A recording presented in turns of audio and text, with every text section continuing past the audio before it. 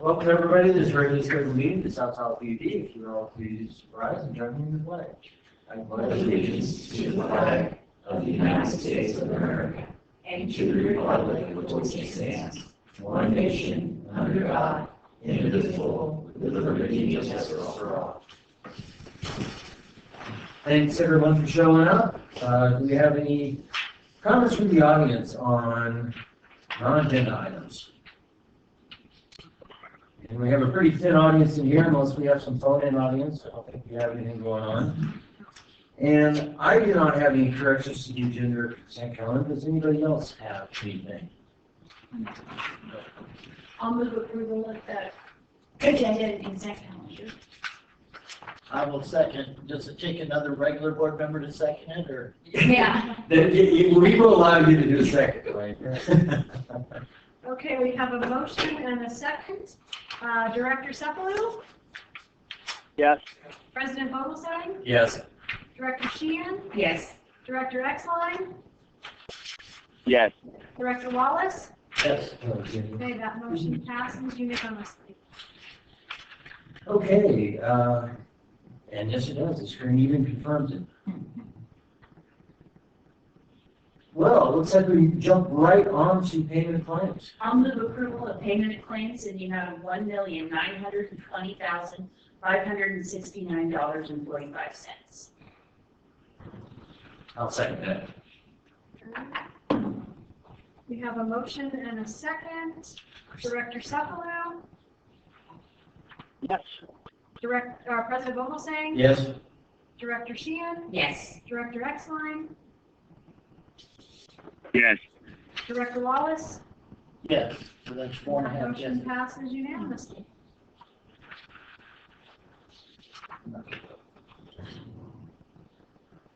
Okay, we move on to standing and ad hoc committee reports. I do not have anything in that category. Does anybody else? I do not. Nick, are you going to report on operations? I came in, I missed a little bit of it. We could kind of tag team this if you want to, Dwayne. I'll take kind of the front end and the back because my phone died on the back end. This might work out really well. But yeah, or you and Julie, because I want to make sure I get it right. I listened, and it was intermittent, so I think I got most of it. Yeah, I can give you a little update at the end too. You want But we don't need the full committee report because it was kind of long. it was. Yeah. No, I would say there was the initial half hour of the ops committee began primarily with discussing the work rotations with the field crew, how that was working, how morale was, how they, how the change in work schedule was affecting families, really kind of a holistic view of everything going on as it relates to kind of district policy, staff, and how things are going moving forward. So we covered all those elements. John and Shannon can add more details to those. And then fundamentally, Julie took us through what would amount to kind of our project construction design list and, just updated on us everything going forward. So I don't know, Julie, if there's anything you want to specifically kind of bring to the board or Dwayne. It was a pretty straightforward meeting and, yeah. We talked a little bit about the sustainability plan and how staff is proposing to move forward with the development of a committee on that environmental policy, I guess it was called. I have a little bit of an update on that under GM reports. Do you? Okay. And we can have some more discussion there if desired. Yeah. All right, well, very good. Thanks, guys. Now, I guess any board member reports, if anybody has anything they'd like to report on. At this time. I listened to the city council meeting the other day, and in my opinion, they sort of abused their ad hoc committee structure. They had a committee that was looking at possible revenue measures, but they didn't ever report out. And so it kind of caught everybody surprised. We had heard rumors that they were thinking of doing an unoccupancy tax. where if somebody had a house that they owned here and it wasn't occupied, that they would have to pay a tax for not For not using the city services that they weren't here to do. that they were paid for Yeah. already, and are paid, but what came out of it, and here's where, as a citizen, I had trouble, and as a board member, I think you need to always be aware of this. They, at the last minute, they brought forward a 1 cent sales tax. And the consultant that they hired, a highly respected consultant, told them, keep it under wraps. And oh, by the way, you have to get the county to give you a little bit more time because you're out of time. So the council has to vote on it today. And even the vice mayor didn't know about it. And so it was quite a discussion there, but they passed and they're going to put a 1 cent sales tax. On the bill. On the ballot, right. Yeah, and so. I wasn't aware how rushed through it was. So it actually wasn't even an agendized item, was it? Not really, it was not a transparent, the Yeah. key thing. And that's something that we always want to make sure of with our ad hoc committees, that they're, an ad hoc committee means it's fairly short-term in nature. You study something, you report back, but you don't rush.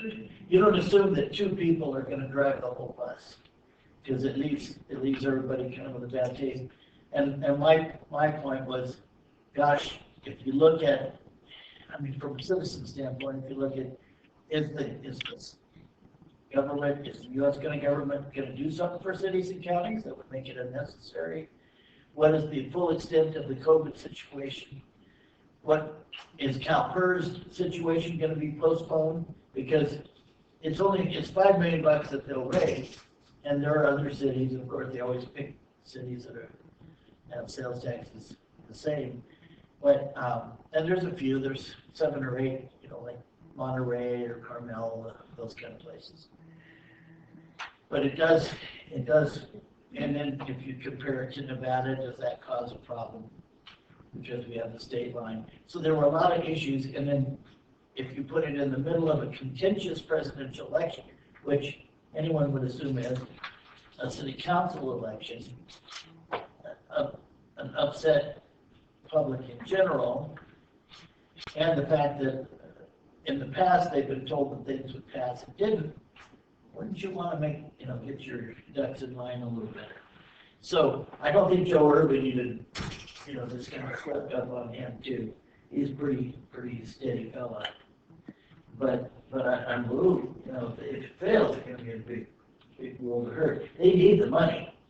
So our chamber heard it on Monday night. It was news on Monday night, and it happened to be our meeting. So we proposed a 3-year sunset, or some sort of sunset, so that it doesn't just get gobbled up. You have to come back to the voters and say, we needed it, here's what we used it for, just like you said, can we have it again? That's a much safer way than to just put it into the general fund, which is where this will go. And my experience in 46 years here, having helped with various tax measures, is it didn't work out where we planned as often as we thought. So I just thought I'd let you know about that. Because it affects us too. If every time somebody else raises fees, it puts us in a funny position. And I guess we don't pay sales tax, do we? So, We do. Yeah. So it affects us too. Okay. No property tax. Yeah, no property tax. All right. Well, very good. If there's no other board member reports, we can move on to the Eldorado County Water Agency. Well, I must confess that I dropped the ball quite a bit in the month of July on the County Water Agency, but John's been picking up my slack for me. Well, you met with them last week, or was it the week before? Yeah, but We then. have a special committee For meeting. some reason, I thought the meeting was canceled, and then once I read the email more carefully, it was not meeting. And so anyway, but John had a phone call. Yeah, I attended a meeting, and they did pass some resolutions regarding our groundwater management plan, similar to what we did earlier this month. And then I had some follow-up meetings with Ken and their consultant, and others were really working on a financial framework. This is in preparation for their strategic plan update that they'll be starting up in early fall. So we're just working a lot closer with the water agency up front of this plan update. And then typically we host the meeting in August, but we don't, you know. Yeah, I mean, we'll still like host it, but virtual whether host it. we take the lead or perhaps they should just take the lead in terms of setting up the go-to meeting. But Julie, I think, is going to have a little presentation for all of us on our cost sharing program. So as typical, the annual report update to the board. So I look forward to that. Okay, great. Well, John, I think you're up next. Okay, I've got a few items to buzz through today. I wanted to start out with take a look at our recent water and sewer flows. And you have a hard copy of a couple of graphs, and Brian, I think, is going to bring this up on the screen. But let's start with the water graph. And what this shows is basically 10 years of June, ending with this past June. So looking at the graph of water production for June over the past 10 years, you can see the trend is slightly negative over this 10-year period. Average production this June was 7.1 million gallons per day, about the same as last year. And really, it's right at that 10-year trend line. So no significant change up or down that I could see in our June 2020 water production numbers as compared to previous years. So let's take a look at the sewer graph next. So this is our raw influent flows to the plant. So looking at this graph of influent flows for June over the past 10 years, you can also see the trend is also slightly negative over the 10-year period. Average flow this June was 3.3 million gallons per day. This is down 15% from last year, and really the second lowest number over the 10-year period, and about 8% below the 10-year trend line. I was trying to remember, 2017, did we have a wet June? We did. Yeah, it was wet, yeah. And groundwater levels were up because of the heavy preceding winter, so we. Okay, so we have a lot of groundwater too. Yeah, Okay. groundwater. Yeah. It's second lowest in 10 years, and what was the other statistic? It's probably the second lowest in 10 years. It's down 15% from last year. Okay, I got that. I thought there was one other thing, but maybe not. Yeah, and it's about 8% below that 10-year trend line. It's that dashed line that I'm showing you. And some of that might have to do, as he pointed out, Randy pointed out, maybe with I&I, we're getting better at that. Yeah, in June that should be tapering off generally anyway, but not Oh, always. yeah. Well, June's still. June can be in the mix, If- sure. You still. High groundwater. You've got all that snow water still. Yeah, and high groundwater, just seeping into the sewer. So we can see definitely still be seeing some I&I effects. And so I would say this year's June flows were about 10% less than expected based on that trend line. And so we also looked at this past July 4th holiday weekend, and we estimate that this year's flows were down about 12% based on last year's 4th of July. So just kind of taking these two graphs in context, I would say the sewer influent number is a better indicator of local business disruption, potentially due to COVID-19. I see that sustained irrigation demands are keeping our water production numbers up and apparently undeterred by COVID-19 disruptions. So any thoughts or additional questions on our water and sewer flows? Not really huge changes. What's 12% in gallons? In gallons per day? Yeah, I realized I caught you off guard there, but I was just, okay, I can do it. I can just look at it here. It's going to go out. So John, you hit Point the five. mark. I mean, honestly, the sewer flows be your best determinant because of the irrigation. So I mean, there's no crystal ball there. economy was down, it would make sense. I mean, there's really nothing more to read into there. Right. Because I think as long as I&I is not in the picture significantly in June, I think this is a good indicator.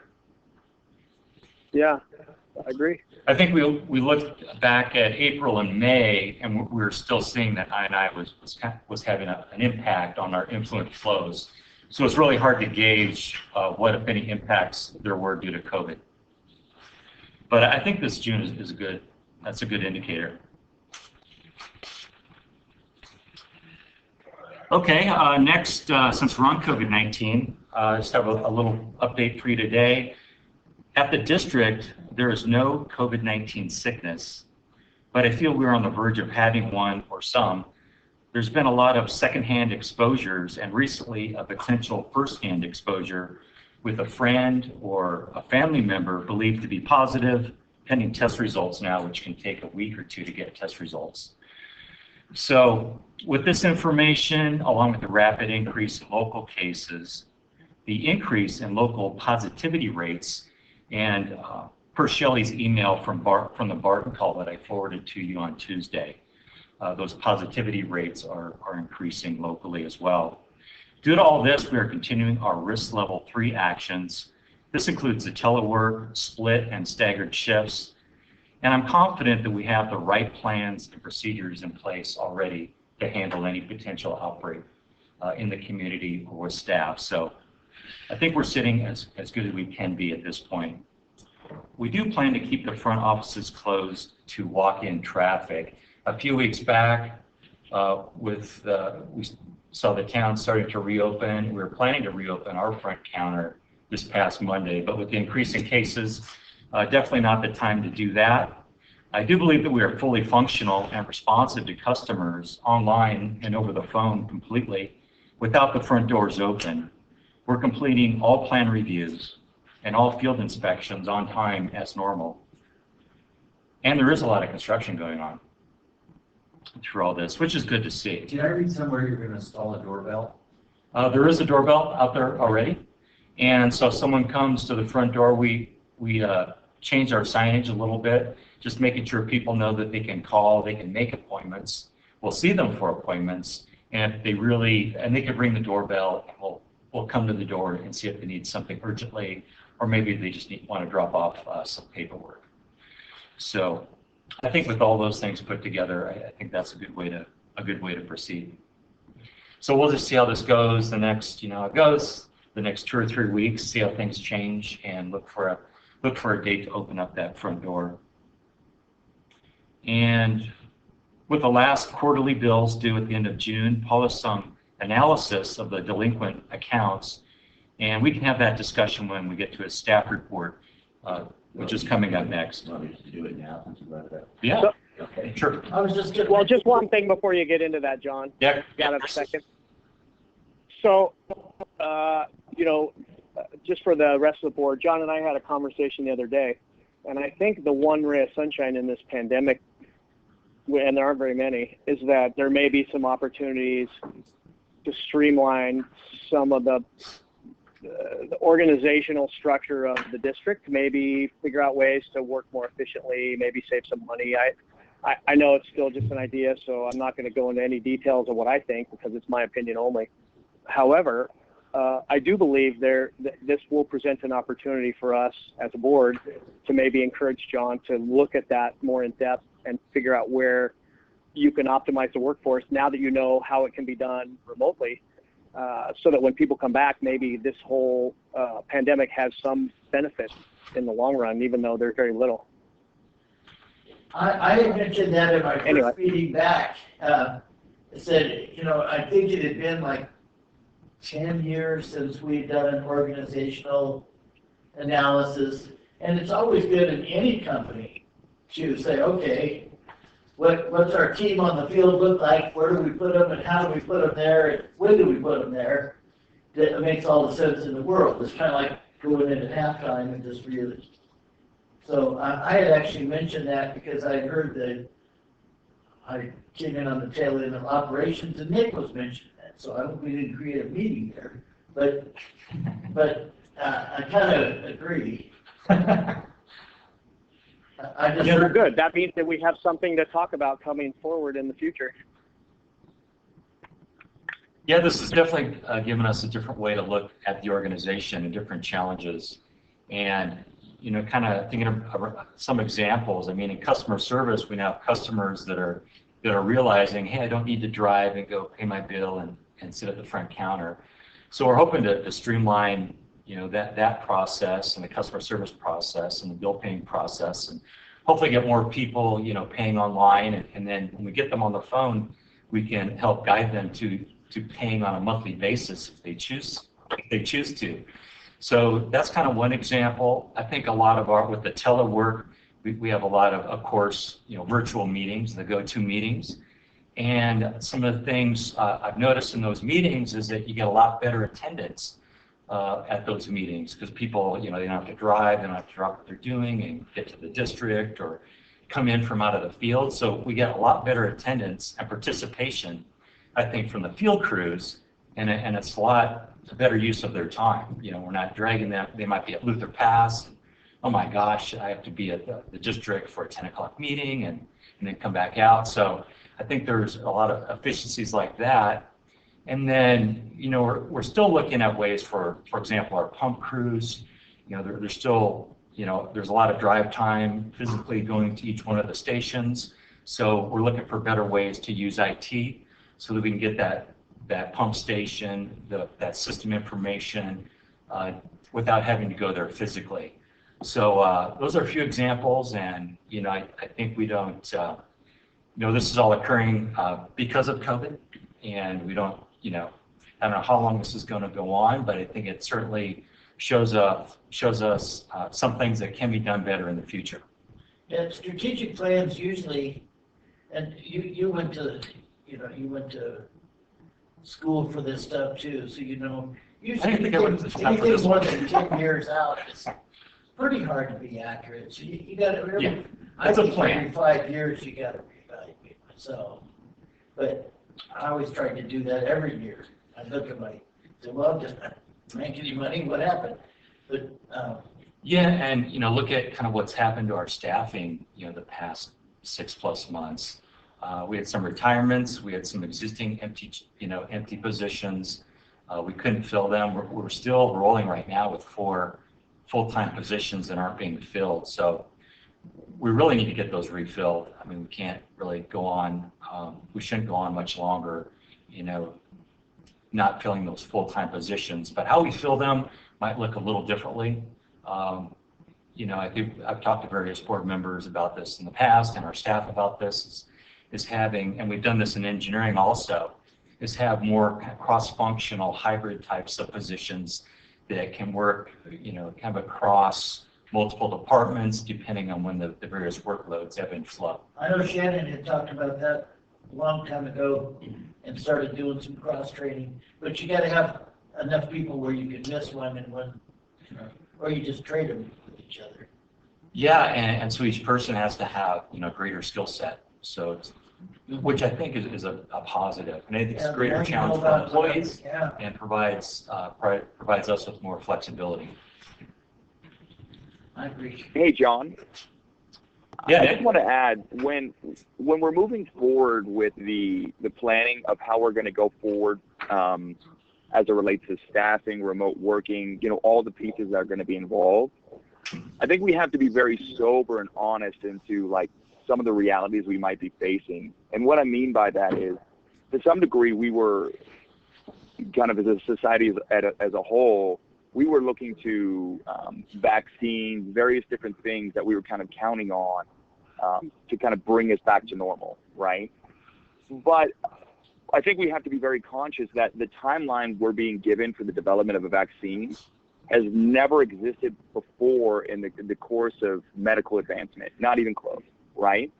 And so it's hard for me to start to develop planning metrics and variables that have never happened before in the course of human history. You see what I'm saying?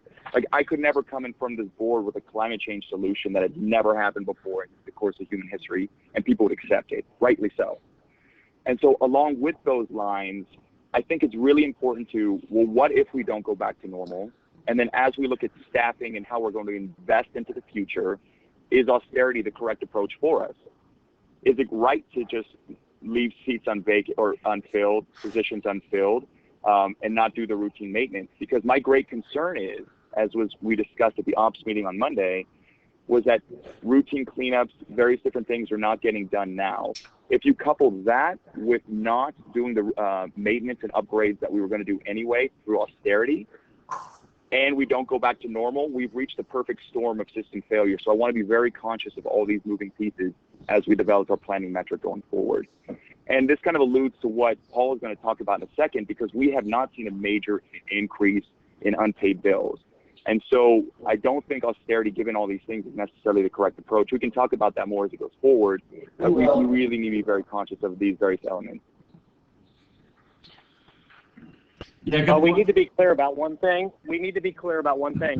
As a board, our responsibility is fiduciary, and functionally, it would be John's brain and cooperation with other staff to figure out, and I'm not talking about maintenance problems. I'm talking about reorganizational efficiencies that can be achieved by having something illuminated that wasn't previously given us the opportunity to see.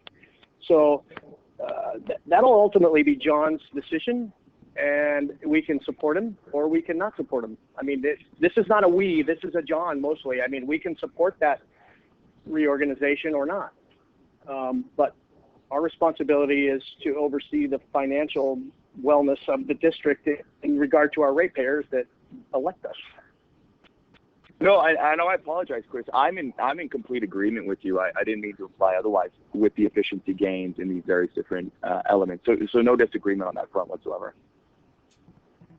No, and none taken. No apology necessary, really. I mean, it was just a clarification of what I was saying, because maybe it didn't sound clear. I'll take an apology, Nick. I'm just gonna like one. I'm sorry, Dwayne. I am sorry you got the little desk today, man. I apologize. Give that man a big table, will you? I have too. The biggest guy gets a little table, I guess. No, I agree. We're the what, John's the how. And the point I made a few weeks ago is, right now you know who your board is. You know what the situation is. Now's a good time. When you know who you got, you don't know who you're going to have 16 weeks from now. So get busy. Continue on, John. Right? Okay, thank you. Yeah, I think, Paul, let's talk about the yeah, financial we'll stuff. move directly into it since John brought it up earlier. So I sent out that delinquency data last Friday to all of you. So I'll just summarize that really quickly. I have a few other statistics to add to it that we've been able to get since then. So at the end of June, the delinquency rate was 4.8%. As of yesterday, which is 2 weeks later, it was down to 4.2%. So it dropped pretty good. The 5-year average is 3.8%, so those two numbers are pretty darn close. Just as a comparison, during the recession, the delinquency rate actually was as high as 8.3%, so we're obviously much lower than that, half of that right now. When looking at the total delinquent dollar value, motels make up 6.2% of the total delinquency amount. All other commercial, including restaurants, make up another 5.5% of the total amount. So if you look at all commercial accounts in total, which includes, of course, the motels, restaurants, and all the other businesses, that they make up 11.7% of all delinquencies. That's an important number to remember. Of delinquencies. And how's that compared to previous years? Is that about normal? I don't have it for me in my customer class yet, just the total. Yeah, okay. But when you look at the total quarterly service charge billings, commercial accounts make up 19% of the total billings that go out. And as I just said, commercial accounts currently make up only 11.7% of the delinquencies. So that was by dollar. Yes, by dollar. Okay, okay. So what that says is right now, commercial customers are actually paying their SDPUD bill on time more consistently than the residential customers. I have a question, Paul, before I forget it. Sure. Let's see, how can I formulate it? We have some awful big players. Yes. Who would those be? Say, for example, Marriott, Heavenly. Yeah, I imagine they're still paying their bills. I would think so too. And that might be the reason that we're still seeing. Oh, I see. I completely agree with you. My next statement was going to be, I think that's actually very typical to see the commercial customers pay their bill on time, possibly more frequently than the residential customers. But I think we all kind of still had an expectation that there might have been a reversal of that due to the economic impact to the local business community, but we did not see that. Okay, so how many dollars is that exactly? Like, what dollar value is that over outstanding bill amount? Yes, the total delinquencies at the end of June was about $1.3 million. And so, okay, so if my memory serves me correctly, and I'm not trying to dispute what you're saying, I'm just trying to put it in context for myself. If I remember correctly, I think our total delinquencies heading toward the tax roll last year were like 500. Is that not right? Am I wrong on that?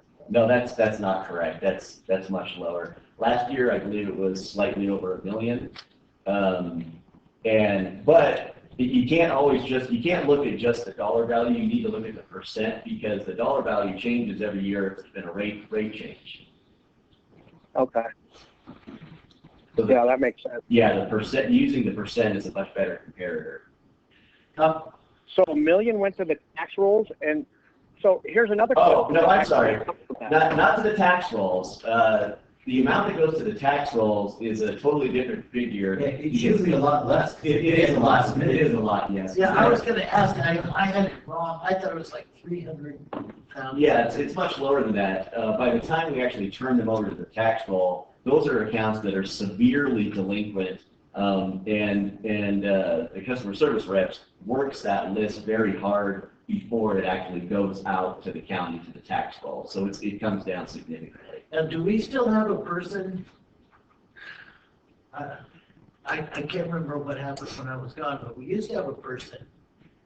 They were telling me, boy, we had somebody that was really collecting really well. They were just a nice person. They call everybody. Do we still have in-person calls? Is Tim on the line?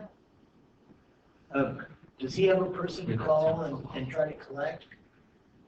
Yes, we do still have people that work the accounts. I think I know who you're referring to. That individual does not work in the customer service department any longer. Oh, I don't remember who it was. I don't think I ever met the person, man or woman. I think it was a woman, but or young lady. I don't remember. But all I remember is somebody saying, "Boy, they're really doing a great job of getting people without making them mad." They're, or And that was a temporary employee. We hired to do that, to focus on that for a while. We did. who's that? Well, my question then, from Dwayne, my question then becomes, why not? And I don't know how this will play out because it sounds like it's getting worse before it gets better. And so nobody knows what the economy will do. Even if it got hit hard, it might even get hit harder again. So not time to take a deep breath yet. But why aren't we doing that? Why don't we have someone that can start cold calling people and collecting money? It seems to me like that would be a no-brainer. But in a loving way. But also remember, it's like, well, you told me I in a loving late fees. Yeah. Well, I think Chris and I are sort of on the same page here. I think what we have is the commercial customers understand that they can't fall behind too much. But I have what you're telling me and what I'm seeing, and Kelly has a lot of context. being the chamber guy, maybe I just see it differently. What I see, I've said it before, people prefer the certainty of misery to the misery of uncertainty. And the uncertainty now is just killing people. What I'm seeing is some businesses are doing pretty good, like I think car dealers, furniture dealers, some of those people. Realtors. Yeah, they're doing, there's certain industries that are kind of doing okay. But like if I had my restaurants, I would have had to have ordered in about $10,000 worth of food, you know, in order to do a month's worth of goods. And then there's the food that's sitting there, and I don't know if it's going to be open or not, whether I hire my people or not, whether they're going to come back or not. The employees don't know, and there's a lot of businesses that didn't get the loans or weren't, for some reason, didn't have a good account like Randy or others. And so the uncertainty, I think it's not done yet. From what I'm hearing on the street, it's going to get worse before it gets better, just because it's kind of a daily check the news and see if you're going to be open type thing. And the city did open, by the way, in June, middle of June. They're all open as far as. Little bit. They're still doing a lot of telework and limited hours at the front But counter. Dwayne, see, this is the problem. We can speculate about this all we want to. It's out of our hands. You know, whatever Newsom does, whatever happens, It is. I just think, and I think the property owners, homeowners themselves, some of them that are home, they're actually getting, a lot of them getting unemployment. But some of them are business owners that haven't applied or couldn't apply. I personally think we ought to do what Truckee did. We at least match what Truckee did. But it's not on the agenda to vote on it, but I would do it if it was. Well, we have some time. I think the next round of bills are due at the end of September. And we had some thoughts about bringing more detailed information to the Finance Committee, but this is a very important topic, and there's been a lot of discussion with the full board, and I think the full board wants to be involved. Yeah. So I would suggest that we just keep bringing back information yeah, back to I the board think a meeting. discussion like this at every meeting, because it's just like this has been right from the start. Well, maybe we'll know more as time goes on. Yeah, And so far, that's yet to come to fruition. my point is, my point about the uncertainty is kind of like kick the can down the road. You hear me say this one a lot. God bless you, Jim. Is the uncertainty is what's killing people. They've heard that we might do something, might not do something. They're wondering which bills to pay, and we could be a shining star by saying, okay, it's public money, public's hurting. Can we hit the nail on the head? Absolutely not. Your members have convinced me that we don't know exactly who's hurt and who's helped, but we know there's a lot of people who are hurt. Those who wish to pay can still pay if they want. Those who don't, Right. or can't. I don't want to drag it out too long myself. So was that pretty much it on the? Yeah, for now, that's it. I'm just encouraged by the 5-year average only being within a percent of where we are now, right? If I got that right. Yeah. Okay, I think. Okay, how about a few more things? We're in the middle of your report. Yeah, John. okay. Back on, so that was the COVID-19 update. Environmental program planning. We talked about this at Operations Committee on Monday quite a bit. So as you recall, the board adopted an environmental policy this past May, and we received some information related to this from the Civic Sparks presentation last month. That's on the greenhouse gas baseline and a couple of efficiency assessments they reported on. So we're looking to continue this type of work at the staff level, looking to expand on the general concepts of the policy and build on them, such as tracking and reporting mechanisms, and including some timelines, all for the full board's consideration later this year. So with board concurrence, today we will continue to work in this area and engage the Operations Committee, especially as we have been doing with more interaction, and then bringing proposed actions to the full board for review, perhaps twice a year, So this is kind of in line, Dwayne, with what you're talking about, the appropriate use of board committees, I think.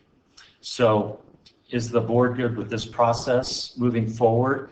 And also perhaps Nick would like to comment on the environmental programs. Yeah, no, I'd just like to say, I think what's really interesting with the environmental piece, at least how we've brought it forward, is actually, it's right in line with what Chris brought up just a few minutes ago. I mean, it's a lot of just streamlining, you know, keeping moving forward with what we've been doing, looking to streamline where we can to reduce costs, to reduce energy costs, and all those various different things. And no, really excited we're moving forward in this direction. And I also think as it relates to grant funding, we already know how important that's going to be and more important in the future. So solidifying our ability is kind of these leaders, streamlining to save cost and energy and ensuring we're in the best position possible for grants is, I think, the best course of action given everything we know.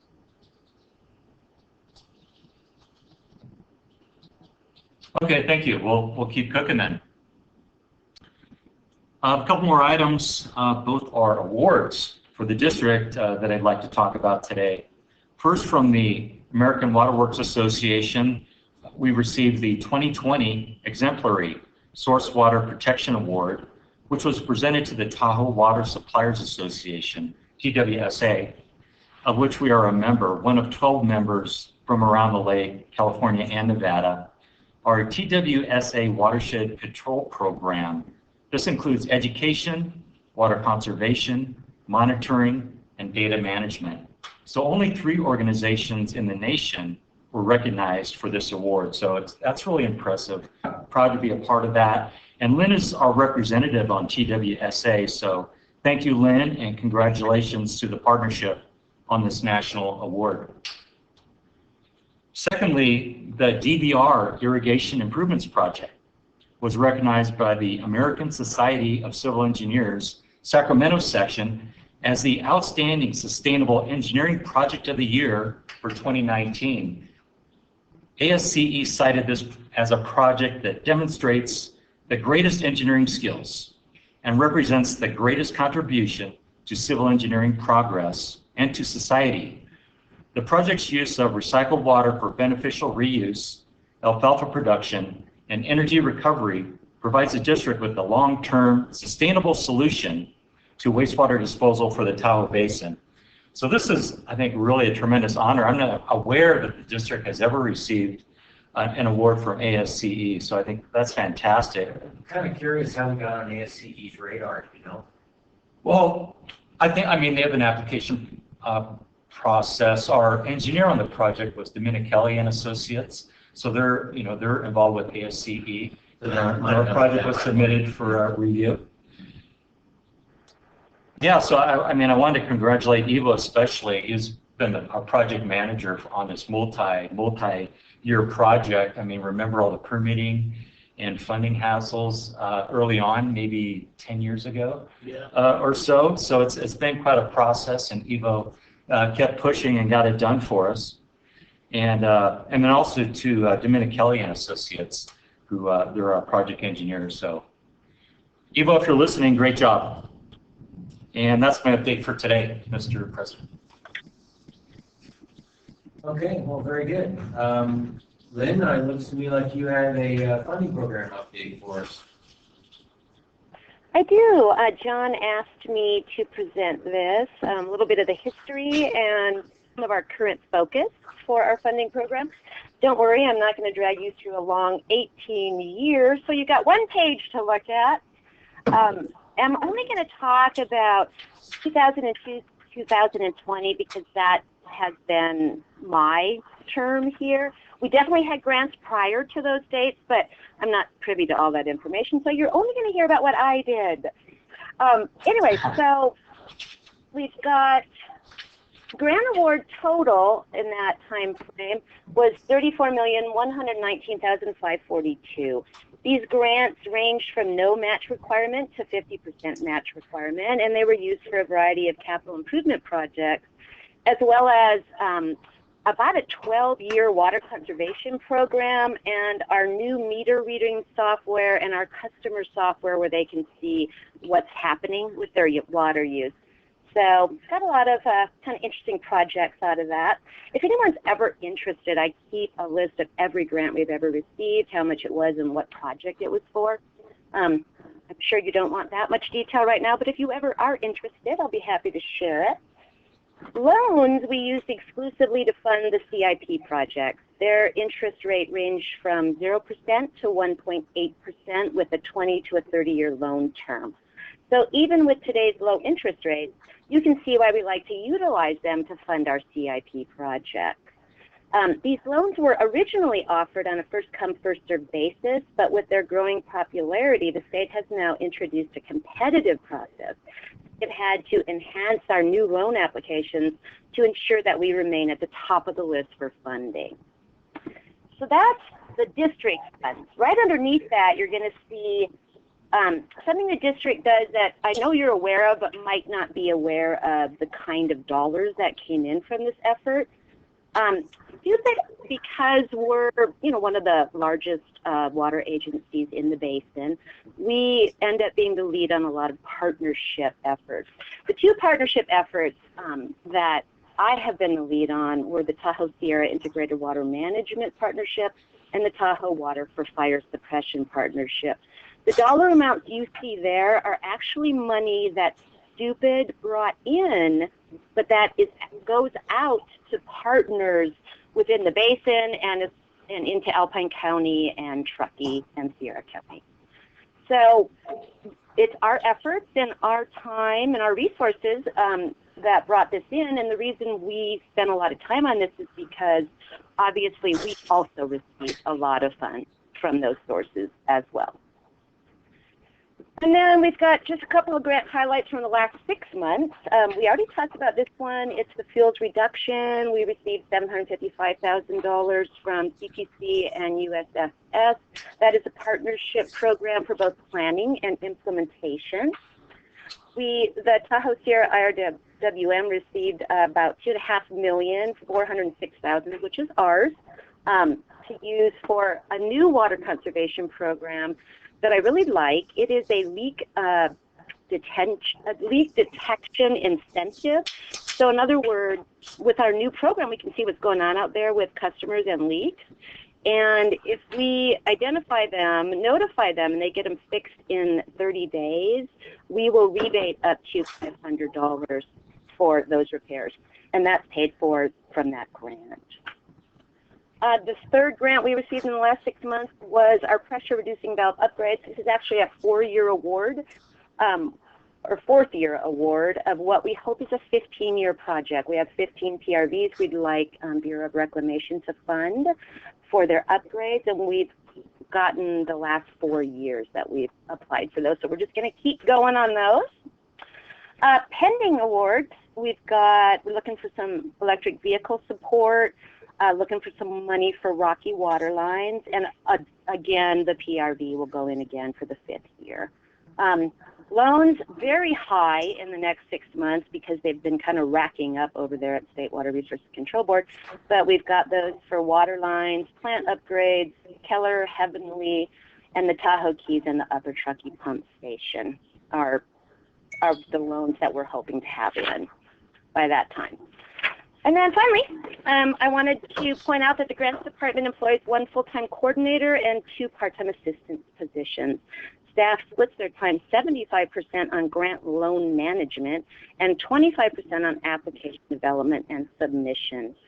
The majority of the grants that I have described to you also provide administration funds for management of the award, so staff costs are offset by these revenues. Unfortunately, the more funds that are awarded, the more management is required. So the management duties take a higher priority over grant seeking. But in spite of that, I think the district has managed to keep a steady flow of grant loan revenue coming in. And that's been 18 years worth of work in what, 5 minutes? Any questions? I remember when you were working part for Alpine County, and I saw how much you were bringing in. I said, we gotta hire her. And I'm so glad we did. Well, thank you, Dwayne. Your department, if all the departments brought in that much money, we wouldn't have to have any rates. And I'm really, really proud of you for doing it. And having had to do grants myself, I understand having to administer them is such a pain. It takes so much. Each one of them has little things they want you to do and report on and different frequencies. It's really quite a. We were talking about that in the agenda review. That 75% didn't surprise me. In fact, I wouldn't have been surprised if it was higher. I know they The amount of paperwork and Yeah, they. documentation. and Which is everything good. else. They want to know you're using it where they put it. So that's fine. I had a couple questions. Sure. I was, actually 110 million, Lynn, that's an impressive record. Thank you. Thank you. And yeah, I was kind of surprised at that 25%, 75% number, but it's very time intensive to manage, but it's certainly worth it. I was wondering if you could tell the board how you identify and decide what grants to go for. And do you think if we were able to add more staff time to this process, to searching for grants, would we see more grants coming in, or are we getting the most important ones already? So there's kind of a two-step process on how we identify. First, we identify what's out there, and we get that from a variety of sources. There's grant search software. We're on listservs. And what we do is generally take the CIP and try to match those projects with available funding. Sometimes like water conservation kind of came up because we knew the state was sort of headed in that direction, so we added that to our search list. So it's mainly a matter of what do we need, and is there anything out there to match what we need? So that's how we kind of identify them. Like you guys were talking about earlier, the more money you bring in, the more resources you're spending on management, John. So it's a kind of a fine balance that you have to maintain. Sure, if you had a full-time person who did nothing but write grants, you'd probably be able to identify and bring in some more. Although I do have to say, I believe we are hitting some of the high points on those grant applications. But at the same time, now you're impacting your ability to manage those with your resources. So we try to keep a really fine balance of, how much can we go after, because how much can we actually really carry at one time. I hope, does that answer that? Yeah, let's appreciate that perspective. And what kind of success rate are we seeing when we send in an application? What's our success rate? Do you know? I do. Our grant success rate is approximately 50 to 70%. That was developed by trial and error based on, does this grant work for this project? No, let's try something different. So now that the staff have learned, we're probably much more accurate, and so we probably are funded more often than we were in the early years. Loan applications used to be funded at 100% with a few exceptions, but of course we're going to see that change now that they're competitive. I'll do my best to stay competitive, but the state, that's always kind of a moving target with the state. And you probably follow to see what kind of infrastructure monies are going to be available to. It's hard to tell with this Congress right now, but that was a priority for a while. They were both sides of the aisle were going to do a lot of, especially shovel-ready stuff, but now I think it might have shifted to just sending out checks to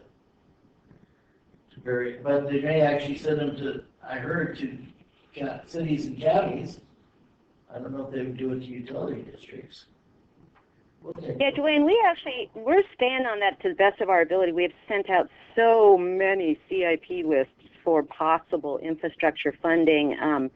And those are areas that I kind of throw into management more than grant seeking, because you're, trying to maintain lists constantly that other agencies can use. But yeah, we're definitely staying on top of that. I hope it works in our favor. Thank you. Any other questions? Then I would like to wrap up and say, since I'm in my last year of doing this, that I have loved this job, you guys, and I thank the district for the opportunity to be a part of it because for me it's been really professionally satisfying, as well as I commend you for keeping those partnership efforts alive because I'm going to be brutally honest, a lot of my time is invested in those partnerships, and they've been extremely successful, not just for us, but for all the other partners involved. It's a lot of work, but it's a really, really great reward. So I thank you all. Thank you, Lynn. We appreciate it. Very much. Our ratepayers appreciate it too. Okay, are there any other staff or attorney reports? I just have a brief one here. As you probably all know, the filing period for the Declaration of Candidacy paperwork opened this past Monday, July 13th, and will remain open until the 7th. Unless an incumbent doesn't file for their seat, then it will remain open for 5 more days. We have one candidate who has filed to date, Dave Peterson. He's filed for a 4-year term. And Dave is a civil engineer. He also applied for the appointment position. He interviewed here. Yeah, he interviewed here. And so, like I said, he has applied for one of the 4-year terms. Of course, we have 2 4-year terms and 1 2-year term. So we'll see who else files. Okay, thank you. All right, we do have a couple of things to discuss in closed session. So at this time, you can see it's well there past the future meetings, so you can read those on your own. And let's go out of open session into closed session. So let's come out of closed session and into open session. Nothing to report. Meeting adjourned. Take care, everybody.